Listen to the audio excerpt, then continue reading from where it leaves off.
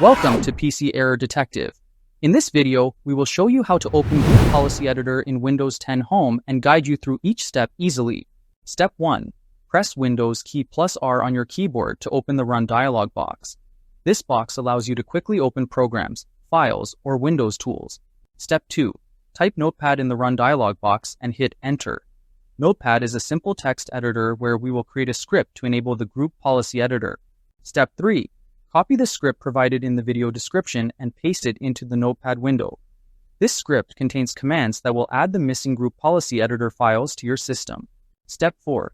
Click on the File menu in Notepad and select Save As. This will allow you to save the script as a file that Windows can execute. Step 5. Choose a location to save the file, like your desktop, and give the file a name ending with .bat extension. The .bat file is a batch file that runs the commands automatically.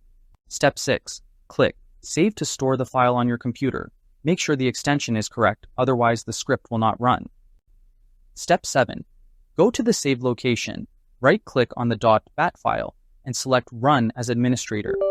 Running as Administrator ensures the script can make the necessary changes to your system. Step 8. Wait for the command prompt window to finish executing. When it shows Press any key to continue, press any key to close the window. This confirms the Group Policy Editor has been installed successfully. Step 9. Press Windows key +R again to open the Run dialog box.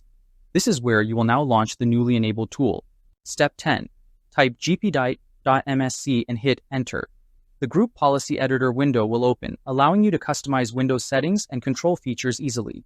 Thank you for watching. Don't forget to subscribe to PC Error Detective for more Windows tips and tricks.